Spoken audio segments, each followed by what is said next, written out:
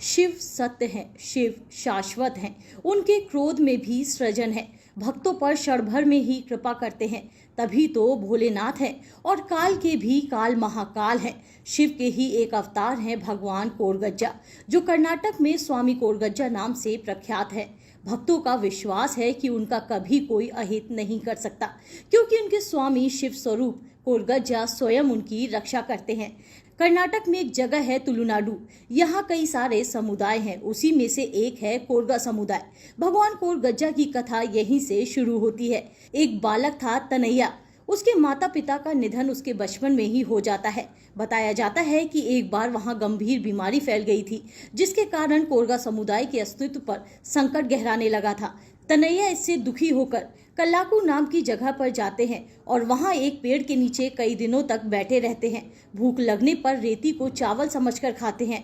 उसी समय वैरक्की नाम की एक महिला, जो ताड़ी बेचकर अपने बेटे चिन्मया के साथ वहां से निकलती है, उसकी नजर तनैया पर पड़ती है।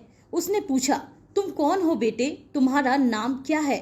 तब तनैया बोले, मैं कोरगा समुदाय से हूँ, इस दुनिया में मेरा कोई नहीं है।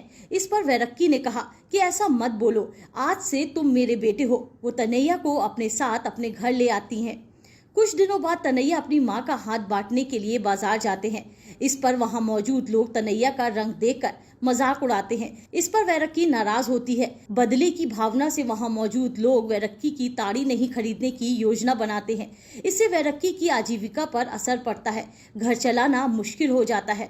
दुखी होकर वैरक्की भगवान शंकर से मन्नत मांगती है कि अगर उनकी सारी ताड़ी बिक जाएगी तो वह 7 ताड़ी, 7 नारियल के गुच्छे और 7 सुपारी फूल का चढ़ावा चढ़ाएंगी। इसके बाद भगवान के आशीर्वाद से वैरक्की की सारी ताड़ी बिक जाती है। अगले ही दिन वैरक्की चढ़ावे का सारा सामान लाती है और तनैया से 7 लड़कों को बुलाने को कहती है, लेकिन बुलावे पर कोई नहीं आता। इस पर तनैया बोलते हैं, दुखी मत हो माँ, मुझे आप 7 लोगों का भोजन कराओ।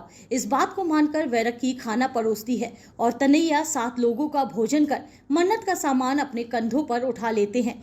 जाते वक्त माँ वैरक्की को देखकर उनकी आंखों में आंसू आ जाते हैं। वो कहते हैं कि माँ, आपने सगी माँ की तरह प्यार से मेरा पालन पोषण किया, आज मैं शायद वापस ना आऊं। इस पर वैरक्की बोलती है, बेटा ऐसा क्यों बोल रहे हो? जिस दिन से तुम्हारे कदम मेरे घर में पड़े हैं, उस दिन से मेरा नसीब चमक उठा है। तू नहीं जाएगा तनैया। ऐसा कहकर वैरक्की उन्हें रोकती है, लेकिन तनैया कहते हैं कि मैंने एक बार जो कह दिया वह करूंगा। माँ, मैं आपकी सारी परेशानियों को अपने कंधों पर उठाकर ले जा रहा हूँ। ऐसा कहकर वह मंदिर की तरफ चल देते हैं। वह चढ़ावे को मंदिर के आंगन में रखते हैं। इसी दौरान उनकी नजर मंदिर के शिखर पर पड़ती है। वह देखते हैं कि शिखर के पास आम के पेड़ में कच्चे आम लटक रहे हैं। वह आम को तोड़ने का मन बनाते हैं और मंदिर के शिखर पर चढ़ते हैं। इस दौरान वह फिसल कर नीचे गिर जाते हैं और तभी वहां भगवान शिव प्रकट होते हैं। तनैया को देखकर बोलते हैं, तू मेरा ही अंश है, धर्म स्थापना करके अपने भक्तों का रक्षण करना। यह बोलकर आशीर्वाद देते हैं। तभी से तनैया कोरगज्जा बनकर लोगों की रक्षा कर रहे हैं। भगवान कोरगज्जा भक्तों की रक्षा तो करते ही हैं, पाप कर्म पर दंड भी देते हैं। वर्ष 2021 में एक घटना हुई थी।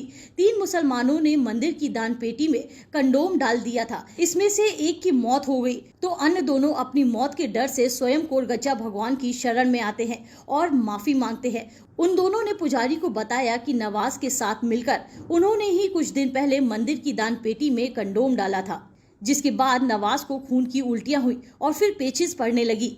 अंत में वह अपने घर की दीवारों पर सिर मारते हुए मर गया।